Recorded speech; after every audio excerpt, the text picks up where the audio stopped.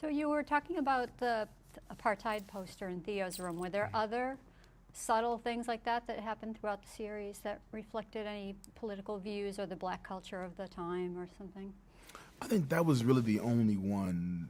It's the only one that I can recall, in terms of politically. There was I remember there was a great episode.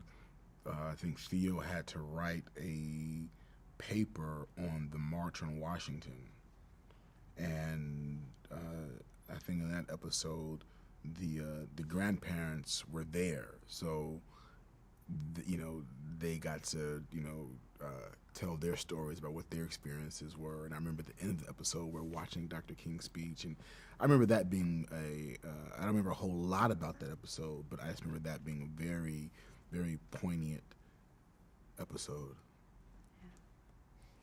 And now, when you were filming, you were in high school. So did you go to school on the set? Yeah, we were tutored. There was there's still a company called On Location Education. They provided our tutors. I was enrolled in when the first season. I was still enrolled in Paul Revere Junior High School here in LA, but they weren't really set up, for a correspondence system. And I had a history teacher give me a D because papers weren't turned in on time, and it shattered me because I had never gotten a D before. So we ended up changing schools and I ended up going to Professional Children's School in New York City, which is set up for professional children. We hated the name, so we just call it PCS. Trying to make it hard, but it was set up for professional kids who couldn't always be in class. So they had the correspondence system, pretty down. So though we had tutors, we were working off of the school's curriculum. And it was great for me because I had been in public school long enough to know that I didn't like public school. So having the tutors were great because you had, not only having a teacher at your disposal, but I had teachers whose eyes would light up when they saw my eyes light up because I got something. So learning in that kind of environment was great for me. So my high school, I got all A's and B's and honor roll, and I'm proud of that. But when you've got tutors, you better have at least A's and B's. Even if you don't make the honor roll, at least have a couple of A's in there. But our schedules were so crazy that we would end up, because you're supposed to have 3 hours of school, and because of the way our rehearsals were set up, oftentimes we couldn't get our 3 hours in during the week. So on our Fridays, our day off, would be in school. And oftentimes, my Saturdays and Sundays, I'd be with a tutor making up for those hours we couldn't get in the week. So the tutor situation was, I benefited, greatly because I didn't, I couldn't hide behind, in the back of the classroom. I couldn't cheat off a friend's test. I couldn't get homework and, copy somebody's homework. I really had to, be present. I couldn't, be talking to people. And when I was in school, my grades were always good, but the comments were always, Malcolm talks too much. Malcolm talks too much. So being put in a situation where I had to show up and be present and, didn't have the distractions of a classroom turned out to be really beneficial for my education. Right. So you mentioned the 3 hours a day of schooling. Were there other sort of rules and regulations about being a child actor on the set? There were, but the child labor laws were not necessarily as strict in New York as, let's say, California. And I don't know if they knew that, and that was part of the decision of shooting in New York. But we definitely worked long hours, and I think there were probably times when Keisha worked longer hours than she probably would have been able to in LA. Not that it was abused at all, but there was always times like, wow, you know what, Keisha's a trooper. sometimes when she started getting antsy, you're like, okay, you know what, she's been at it for a while. She needs to, need to give her a break. Let her go home. So let's talk about your cast, your castmates, and also the relationship between Theo and the other characters. So you've already talked about Bill Cosby, but talk about Theo and Cliff's relationship. Theo and Cliff had great. I mean, it was a great dynamic. It was fun for me because I was the only boy in the cast, so it's like, we were men, so we got to bond on that level. And because Mr. Cosby and Ennis were close, there was Theo and Cliff's relationship reflected that. Cliff loving his son, but wishing his son would apply himself more. But there were just so many great moments through the course of those 8 years. I think that pilot episode with the Monopoly money, I think that really set it off. But from that episode on, there were great moments with Cliff and Theo, and Mr. Cosby and I had always had a great rapport, because we were an under-rehearsed show, and because again a lot of those episodes came from Mr. Cosby's monologues, and there would be times in the script where Cliff would have these speeches, and there were oftentimes where he didn't know his lines. Mind you, because we were kind of an under-rehearsed show, it turned out Keisha always knew her lines. Keisha knew her lines better than anybody else, because Keisha at the time, when we first started, Keisha didn't know how to read. So she would work with her dad, and, she had the job of having to know what to say, how to say it, and when to say it. So she was always on point. Now, if you didn't give her the cue line that she needed to say her line, that was great to watch too. So a lot of times Mr. Cosby didn't know his lines. So what it forced us to do was, if he goes on a tangent and he goes to left field, we've got to go to left field with him. And, because of my theater training and because of Felicia's theater training, we always found that fun. It was like, okay, here we go. Or you can see it in his eyes. You can see where he's getting ready to just go. So we're like, okay, cool, let's go. Let's go with him. So that was always fun and always allowed for some just really, really nice moments that you can't, isn't always on the page. It's what you find on the floor. It's what you find in the relationship, those nuances and the subtext of just the energy and the dynamic between the characters. So there was a lot of room for us to see, how the character relationships developed. But it would be awesome to watch Mr. Cosby with Keisha, and he goes to left field, and Keisha's waiting for her line, and they just started kind of just going back and forth. And it was always a joy to watch to see the look on Keisha's face, trying to figure it out, and how Mr. Cosby would, a lot of times just mess with her just to see what she comes up with. And then, years later when Raven came on the show, that was, really interesting too, because Raven, even though Raven came on the show when she was 4, Raven literally grew up watching that show. She spent the first 4 years of her life watching that show. I mean, there's a story where she was actually watching the show, and she said to her dad, hey Dad, I can do that.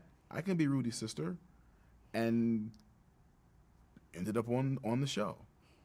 So she came, already with a certain knowledge. So again, at 4 years old, she didn't know how to read. She worked with her dad, and again, knowing what to say, how to say it, when to say it. But there was just a certain alertness and inhibition that Raven had. So when Mr. Cosby would go left field, she would go to left field with him, but she would go left field with her own sense of direction. So when you see them go back and forth, it's such a treat to watch Mr. Cosby and Keisha, but then it's a treat to watch Mr. Cosby and Raven, because you see the same situation, but you see, it's different, if that makes sense. But it was great Keisha and Raven were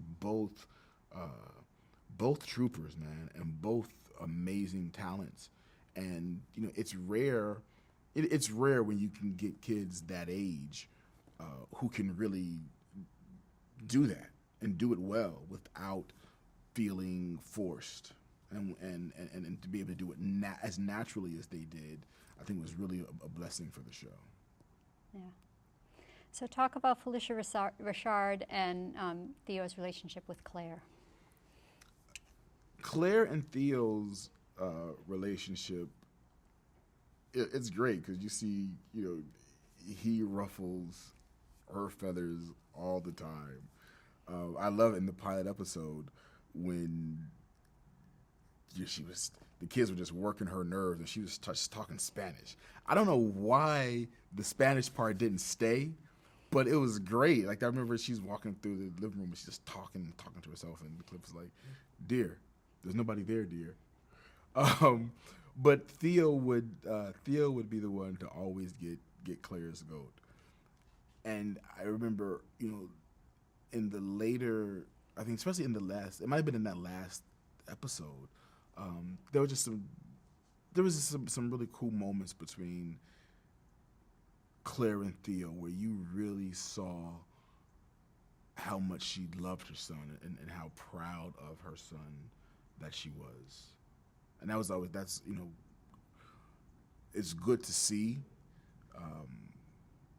especially when you're a teenager and you work your mother's nerves, but to have those moments where you also see the love and not always the disappointment.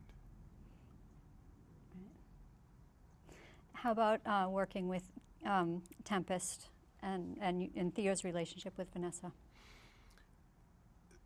Theo and Vanessa always had, they were always at odds. Vanessa was the smart, brainy one, and Theo just always wanted to have a good time. So they always had a contentious relationship, and it was interesting because Tempest and I had a weird relationship because we were the closest in age.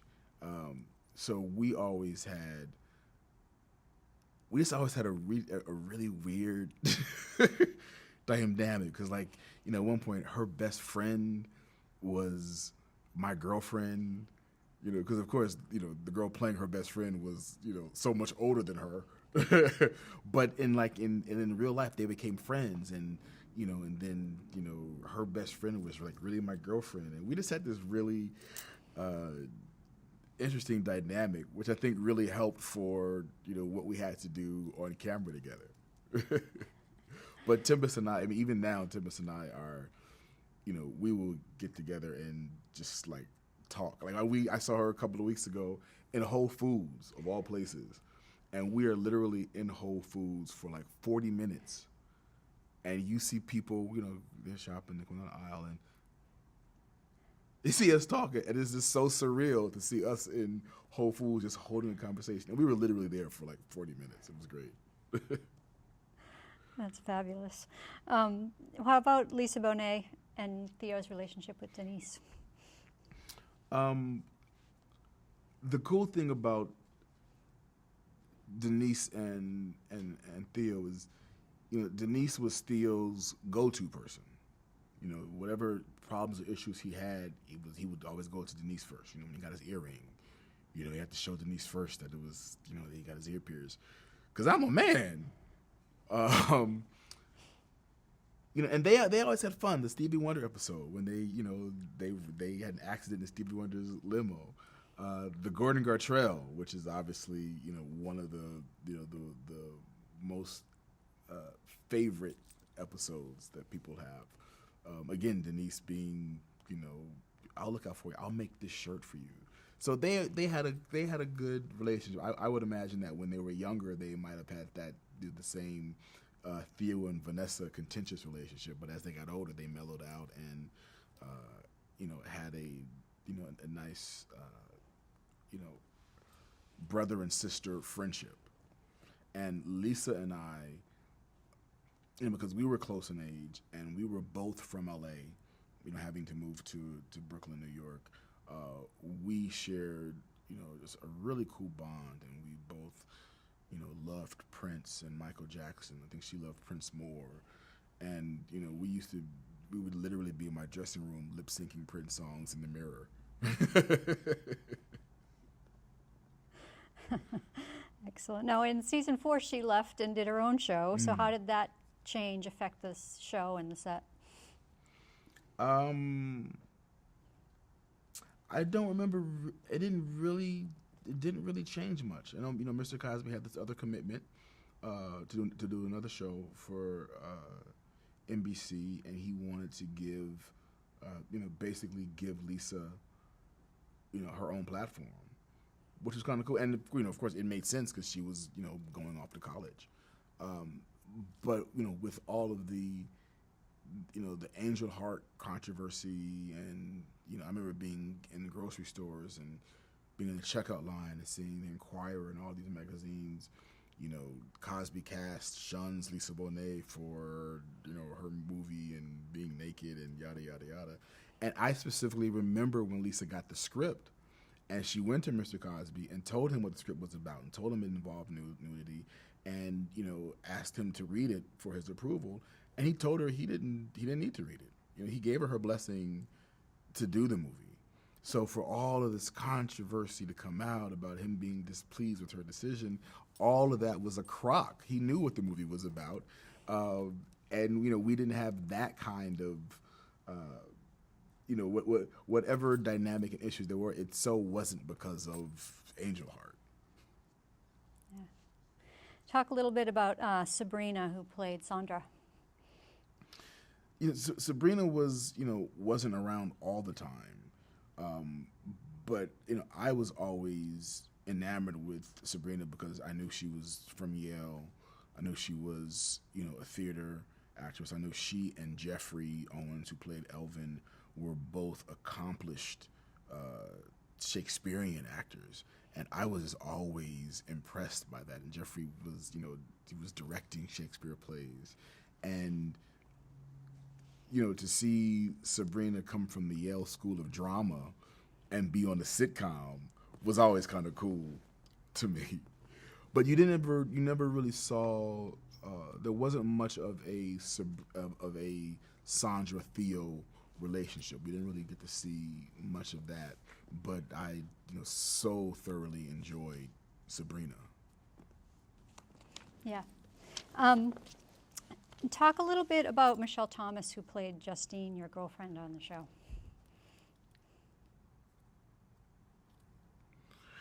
Michelle was great. Michelle was a really good friend of mine, and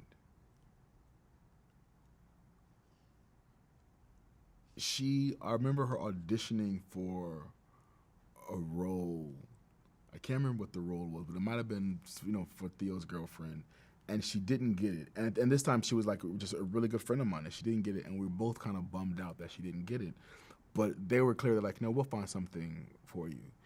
So when she came on to do the prom episode, it was really only for that one episode.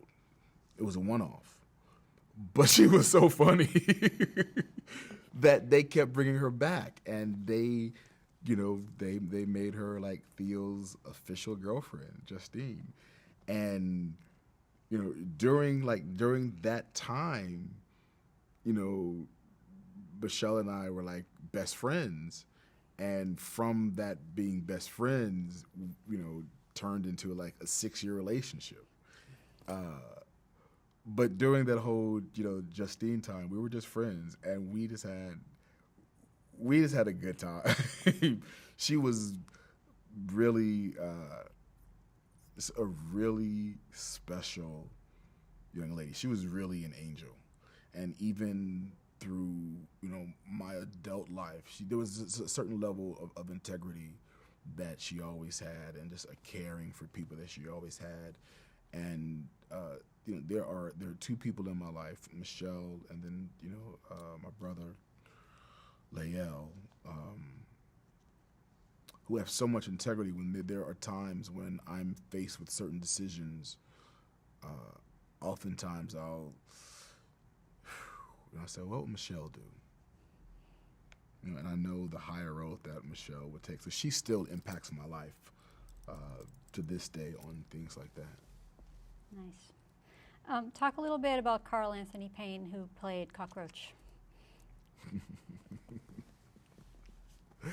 I'm sure I can say this now because we're adults and we're really cool now, but we hated each other. Oh my gosh. Actually, I probably hated him more. But he was a little older than me, but he just had this, this I'll call it arrogance. Because anybody who knows Carl knows he just he just had this arrogance, and he was just gonna do things his way, and off camera we had a lot of the same friends, and we didn't get along. Like we were like the Sharks and the Jets, with our crew, and our competing crew, and we would hang out at the Latin Quarter, which is like this hip hop club in New York that we were both too young to be in, but we'd be in there and we'd be hating on each other across the club.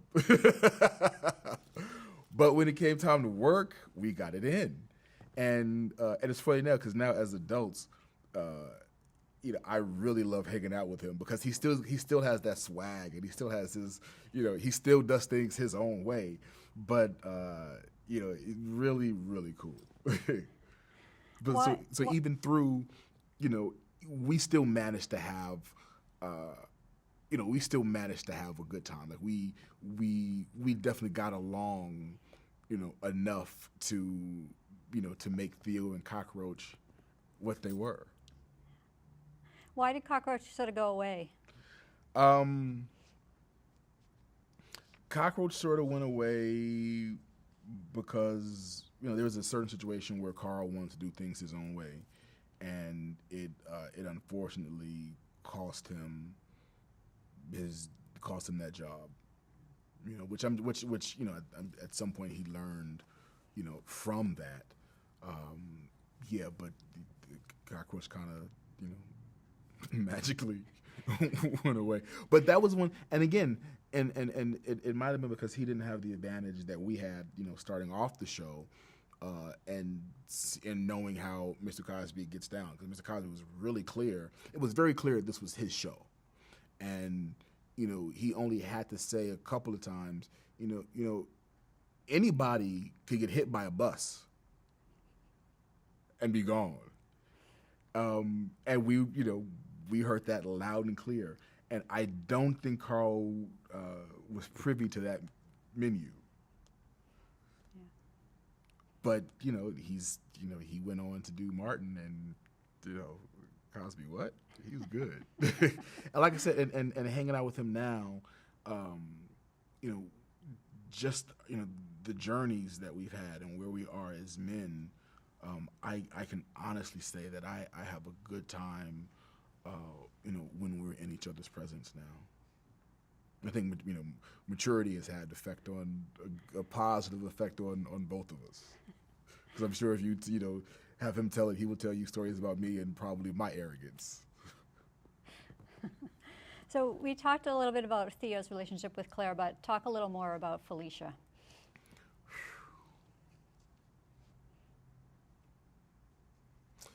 Felicia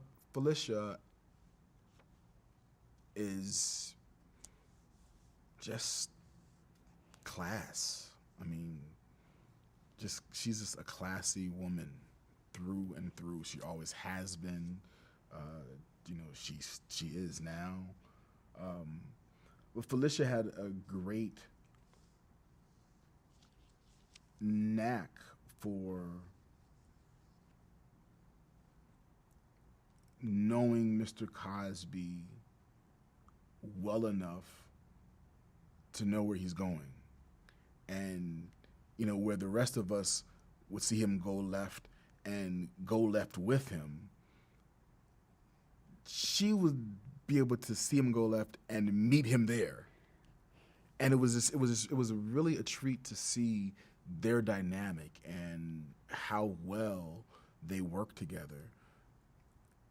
to the point where it was only recently, a couple of years ago, that I realized, when people talk about the impact that the Cosby Show had on them, a couple of years ago, I realized that Cliff and Claire's relationship had the most impact on my relationships. It's really surreal that the most significant influence on my relationships and how I deal with women come from watching Cliff and Claire. But it's really true. That's like when I see them and I realize, wow, that's how that's how I like to interact with, with my woman. They always had a good time. He always doted on her. And I love to dote on, the woman that I'm in a relationship with. Nice. So talk about what it was like just being a child star. We, a couple of months ago, we did this, National Geographic did this 3-night, 6-part series on the 80s. And I was a part of that, and we had to do all of this press promoting the show. So people would always ask me, what were the 80s like for you? And the 80s for me were a blast. I mean, I was a teenager living in New York on the #1 show, not just in the country, but in the world. And we shot in New York, and everybody watched the show. Everybody knew the show. And I had the absolute best time of my life.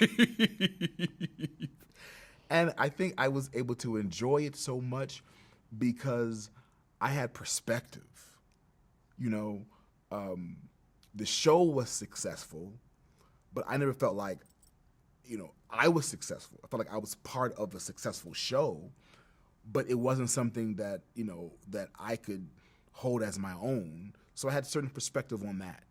I had, my mother was really good about giving me perspective because she was always, she would always say to me, well, this show could be over next year. What are you going to do when the show's over? I can type. I can always get a job. What are you going to do when the show's over? So that was the reason why I got interested in directing early on and began directing early on. But she impressed upon me to look at life after Cosby. And as a result, I grew up with this almost maniacal obsession with life after Cosby. What's my post-Cosby life going to be like? I also knew that whatever I did was not just a reflection on me, not just a reflection on my parents, but also a reflection on Mr. Cosby and what the Cosby Show represented. So with all of that, there were certain, I don't know if the boundaries were self-imposed boundaries. There was just this invisible, set of boundaries that I was keenly aware of. So within that set of boundaries, oh my gosh, man, I had the time of my life. It was a responsible time of my life. But, as I look back, there's something to be said for having that kind of life, but not losing your mind, keeping it all in perspective. I think there's something that you get to really enjoy it to the fullest without going overboard. And, granted, I had the kind of mother that even though I was on television, if I went overboard, she would very definitely check me, and probably not in the way that I would like. So I still, grew up with a certain, fear of / respect for the authority figure in my house. So it just allowed for It's an awesome time. I lived in Westchester in Hartsdale, um, and I had my own car, so I would, drive down to the city. Even before I moved to Hartsdale, when I lived in Brooklyn, I lived in Brooklyn and my girlfriend lived in New Rochelle. And I would take this drive from Brooklyn Heights to New Rochelle so we could hang out. Man, I was just really, really loving life, man. Sounds good. Yeah. Did you feel a responsibility to sort of be a role model to your fans? The role model thing was always there. And it was never something that I was uncomfortable with. Not because I felt like I had to play a certain role. The fortunate part was I didn't necessarily have to act any differently to fit this image of a role model. The discomfort I had with it was people connotated role model with perfection,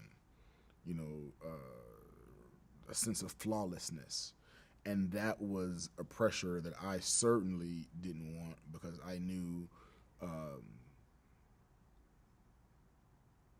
though I may not have been so keenly aware of what my flaws were, my mother could probably tell you at the time, but I knew that I wasn't perfect and I didn't want to have that, I never want to have that hanging over me. So there were often times where I just, for me kind of, tried to shun that label. But I would always say, if you like the way I live my life and want to use that as an example, that's fine. But please know that I'm not perfect. But having said that, again, I knew there was a sense of responsibility. And like I said, I knew that I was, also representing everything that the Cosby Show represented. So that was one of the things that kind of helped me keep things in perspective. But as I said, it wasn't like I had to be different from what I really was to, to continue to live my life. Do you have a favorite episode?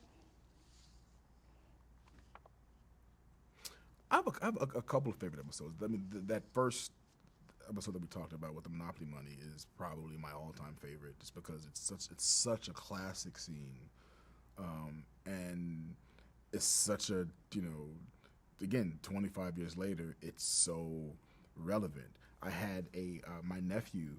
I had some work I needed done in my kitchen, and I was doing the work myself. I was like, wait a minute, you know what? My nephew can come and do it. So I called my nephew and said, hey man, I got a job for you. It'll pay $100. So brought him over. He did the work for me. And when it was time to pay him, I sat him down and popped in the DVD of that Cosby episode, which he had never seen. And at this time, he was, like, I think, 14.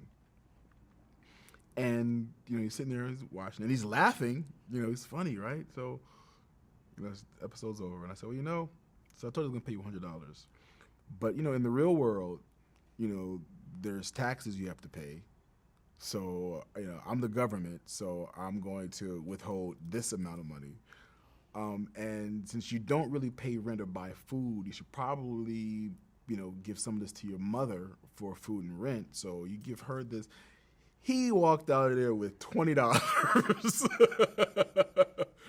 But it was so great. It's so surreal that I was able to use that episode, as a jumping off point to kind of teaching him about the real world. But that episode had always been my favorite episode. Just the back and forth. And even at the time when we were doing it, there was even only but so much I understood as Malcolm. So even when when they're going to Monopoly money and Cliff's like, well, I'm gonna give you, $150 a week, and Theo's like, make it 200. I want to look good, And at the time, I thinking, for me at 13 years old, $200 a week sounded pretty good. So, when I look back at it, it's classic to me because even at 13, I was kind of having that experience and kind of learning that too. Like, oh wow, this is how, fast money goes. And then at the end, I love it when, Theo had finally outsmarted him, because you have to have a car. He's like, I'll drive a motorbike, He's like, you got to eat. I'll get by on bologna and cereal. So Theo had it all mapped out, had an answer for everything, and had him beat, and still have money left over.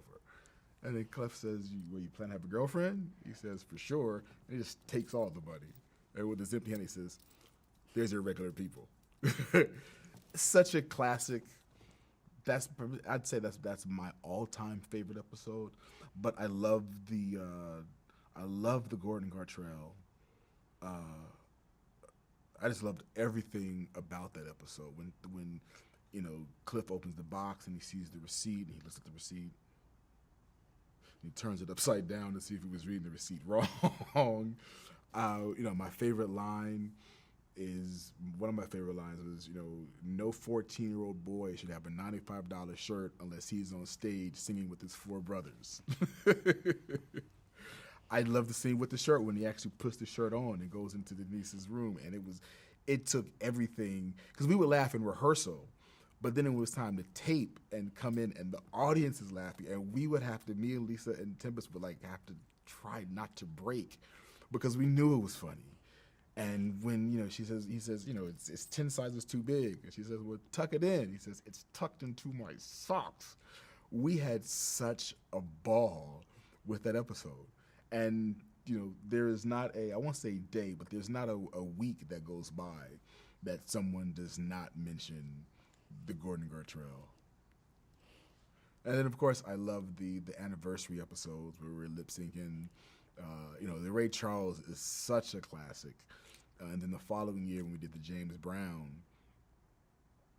Keisha just killed it. I mean, Mr. Cosby and I had a ball, but Keisha just came in and killed it with the baby, baby, baby, baby, baby, baby. And even watching that, the Ray Charles, and she's like, baby, oh baby, I watch those episodes now, and because I'm so far removed from the show, I watch it and I sit there and I laugh. I remember a couple of years ago I was watching the Earring episode, and I'm in the living room on my couch by myself, and I'm seeing this episode when Cliff is trying to look at the ear and Theo is trying to hide it, and they get the lean back and they lean. And I remember doing it was such a blast, because it was, again, it felt like theater. Like we really had to be in tune with each other to be able to, because we weren't looking at each other. So we had to feel each other. And, that partnership, that vibe was great when we were shooting it. But to watch it a couple of years later, I'm watching it and I'm laughing by myself out loud. And I called him on the phone and I said, man, we were funny. And he said, you're damn right we were funny. So that's also one of my favorite episodes, because it was,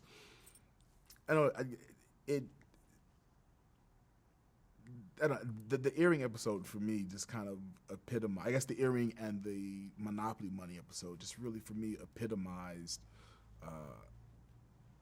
our dynamic. And I'm not saying just Theo and Cliff, but Malcolm and Mr. Cosby.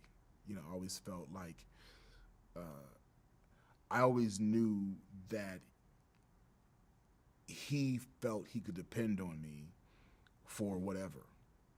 And by the time we finished the series, we finished taping, he brought me into his dressing room and he told me to assume the runner's relay stance. So I kind of get in position, put my hand back, and he gets in front of me and he hands me this pinned relay baton. And he was like, here you go. Because I had a series right after Cosby. It was another commitment he had, at NBC. So after the 8 years of the show, and 8 years of us really enjoying each other and genuinely, mutually, sincerely respecting each other and liking each other, we were all so ready to live, to go on and live our lives. So, this show being over, I knew I was coming back, in 2 months to shoot the pilot of my own show. But just for him to pass me that baton just was really significant of how he felt about me. And it was, it's always, and I guess it's a very fulfilling feeling to know that someone of his magnitude, stature, could look at me and know that he could depend on me. That's a good feeling. Yeah. So talk a little bit about your experiences directing the show. You directed several episodes. You were pretty young, and you got to watch some of the best directors in the business direct your show. So what did you learn from them, and what did you take from them when you were directing?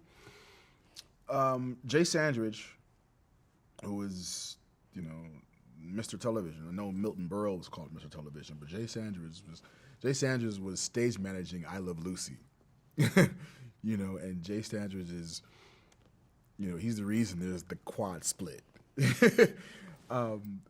He was great. I used to, when I wasn't in a scene or if I wasn't in, a session with my tutor, I was in the control booth. And there would be times where, during tech rehearsals, Jay would let me, snap scenes. And at the time, snapping scenes, we have 4 cameras and you were actually in a control booth.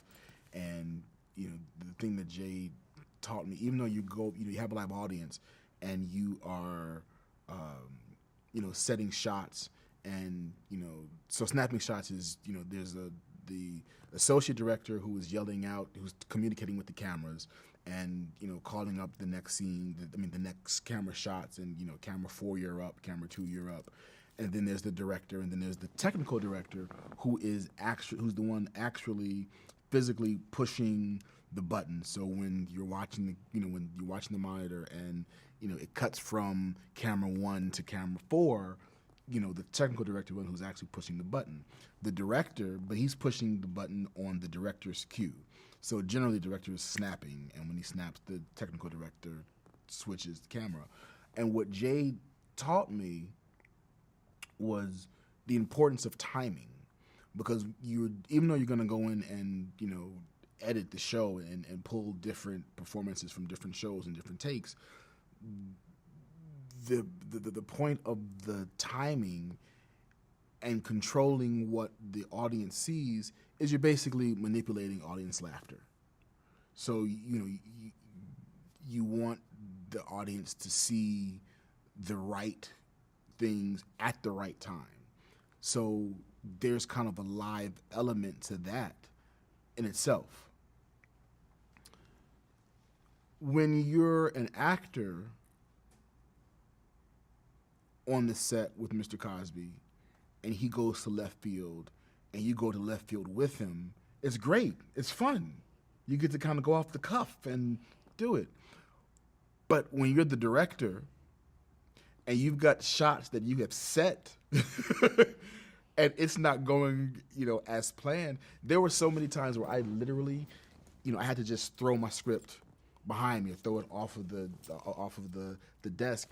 And, it's like, forget all the shots I set. We're now going to do it live because Mr. Cosby is not where he's supposed to be and all the cues are going to be off. So you're kind of watching him. And a lot of it is, you got to catch him. Then you got to catch the reaction, but you got to catch his reaction. So it was hell on a director because it really made you have to be in the moment and, and commanding that, the timing and being able to capture everything in the moment was great. It was stressful, but it was a great exercise in being in the moment. And it was especially challenging for me because there were very few times in 8 years that Mr. Cosby missed work. And because the show was his brainchild, no matter who was directing, he was still directing because he had the vision and, it was still his show. So every episode I directed, he would come in, we would do the table read, he would give the writer's notes, and he would go home. Because he knew if he stayed, he would be directing. So every episode I directed, he literally stepped out of the way and let me be the director, which was awesome. But what it meant was he was, for my episodes, less rehearsed than he was for the rest of the episodes. So it was literally, I would literally just have to close my script and just throw it off the desk and just really be in the moment, because he's not going to do any of the, even though, the stand-ins run the blocking, he's not going to remember any of that.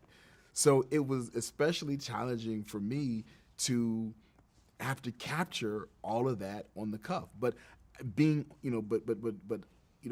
acting opposite him, there was a lot of stuff that I was keen to his sense of timing, and I kind of knew when he was going to move. So I was really able to capture that, because even though I was in the control booth, I was still able to feel him, and that is a result of our dynamic and the push pull that we had going on every week, every episode. It really helped me out tremendously as a director. So in 86, you were nominated for an Emmy. How did that feel?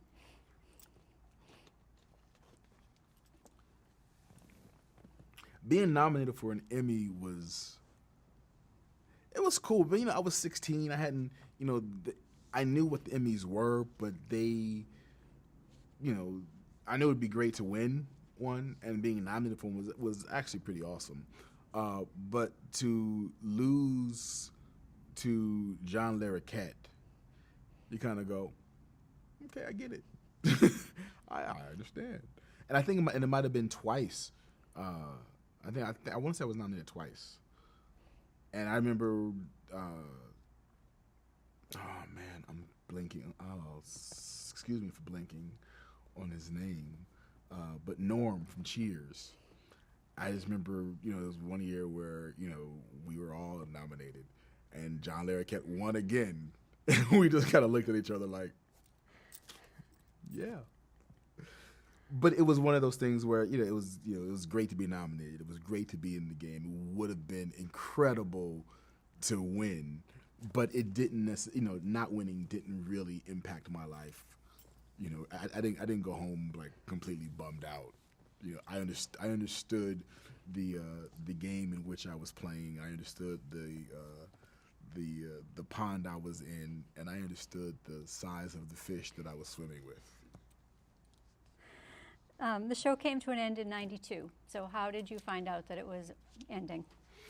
We knew, I'm sure we knew, in the middle of that season that this was actually going to be the last year, because initially Mr. Cosby said he was only going to do 5 years. And his point was he wanted to go out on top. He wanted to go out with people wanting more. So we knew 5 years was really going to be the end point. And then I assumed NBC made him a deal that he couldn't refuse. So then it was going to be one more year. Then one more. So there was one more year 3 times.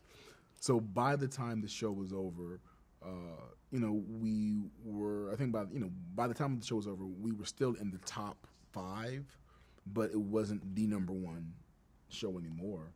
And, we were still on top enough to go out on top.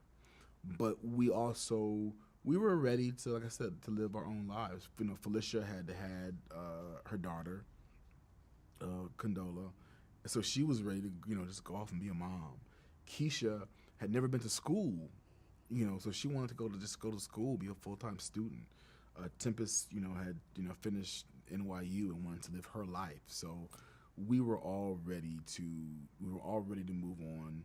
And as Mr. Cosby said, by that point, we had pretty much said all that we could say. What do you think the legacy is of The Cosby Show?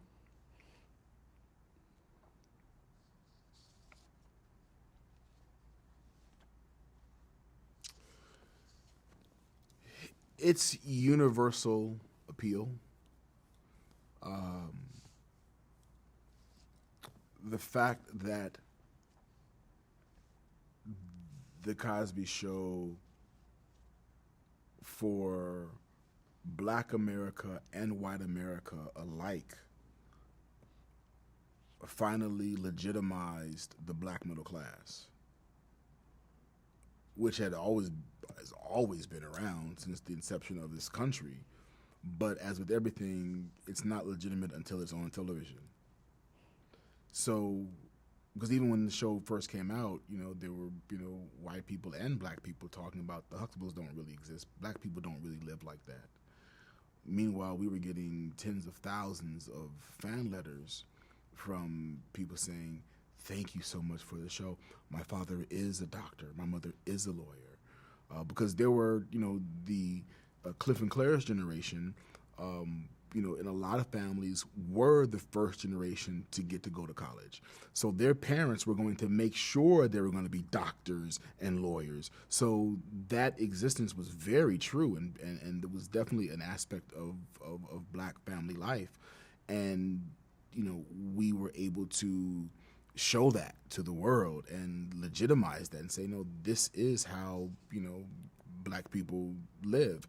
And I think it allowed us to shatter the narrow vision of black life and really introduced, the reality that you cannot encapsulate black life into one thing. There are so many different facets to the black community that, I would always say that just like good times cannot represent all of black people, neither can the Cosby Show. So I think Cosby really etched in people's minds, oh, whoa, wait a minute, black people are not all the same, Also, the thing I don't believe Mr. Cosby gets enough credit for is having extended the life of the sitcom genre. When the show first came out, we had 3 strikes against us. One, the critics said no one was going to watch a sitcom about an upper middle class black family. 2, we were going up against Magnum P.I., which was the #1 show at the time. And 3, the sitcom genre was pronounced all but dead. I think Family Ties was in this last season. Cheers had finally started to kind of find an upswing. But once NBC used Cosby as the lead-in and put those shows behind Cosby, Michael J. Fox became a movie star. Ted Danson became the man. Without Bill Cosby, you would not have had Roseanne Barr. You would not have had Seinfeld. So I don't think he gets enough credit for having, almost single-handedly extended the sitcom genre another 25, 30 years.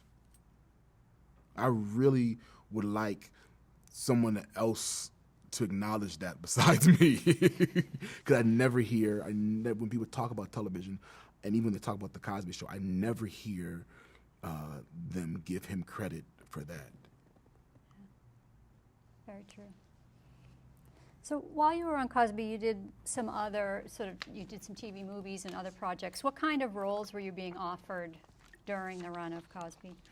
They were either Theo-like roles or they were total street thug roles.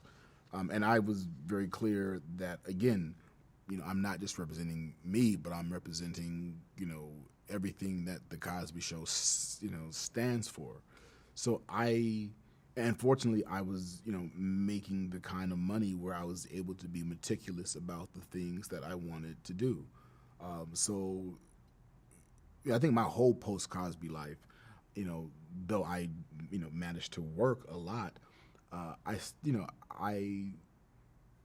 feel like I know that I would be working much more, had I not, or if I don't say no to so many things. But, the way that I've been able to structure my life is, once again, in those dry spells, I don't feel like I have to make desperate acting choices or desperate career choices.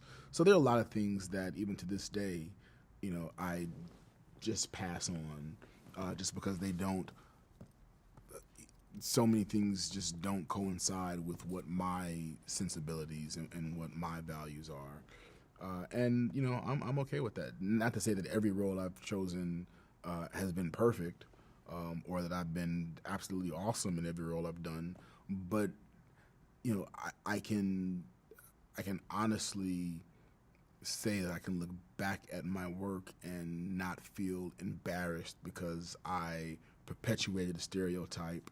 Uh, yeah, I can honestly say that. I mean, there may be some.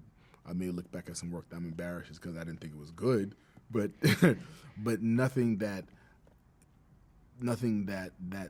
challenged or went against my sensibilities or values. In '86, you were one of the youngest people to ever host Saturday Night Live. What was that experience like for you? That was pretty awesome. I mean, having grown up watching Saturday Night Live, um, you know, my Saturday routine was, you know, I'd get up, I would meet my acting coach. We would take a train to the Village. We would go to Bella Pizza on, I think, like 9th and 6th. We would get pizza. We would walk from the Village to Midtown. You know, we'd catch a movie, maybe another movie. We'd go to dinner, and then we'd end up at Saturday Night Live taping. And we watch Saturday Night Live, then we go to the after party. So Saturday Night Live had always been a part of my life. So, and of course, when I was there, Eddie wasn't there any longer. But you know, I knew the people. I knew Lorne Michaels. You know, I knew the studio very well. And you know, when they asked me to host, you know, and asked me who I wanted on as a musical guest, I was like, Run DMC. You know, so I got Run DMC on Saturday Night Live, and part of my opening monologue was, you know, me and Drew Carey and me being happy, not Drew Carey, Dana Carvey. Sorry, Dana. And I was so happy because I had just learned this dance called the WAP, and it took me forever. I could never get this dance down, so I finally got the dance down. So I made it part of my opening routine about, you know, I finally got this dance down. And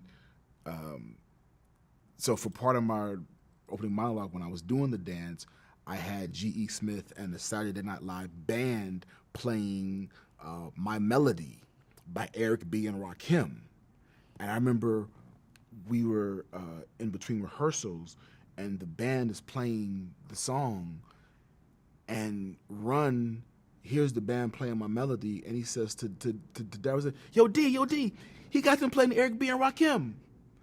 So to see Run from Run DMC impressed because I got the Saturday Night Live band playing Eric B. and Rakim, it was such a treat for me because it was my, it was, I had a hand in bringing, hip hop to Saturday Night Live, man, and to get that respect from Run was a blast for me. Excellent. We're going to stop there and change tape. That was an hour already? That was an hour already. Wow.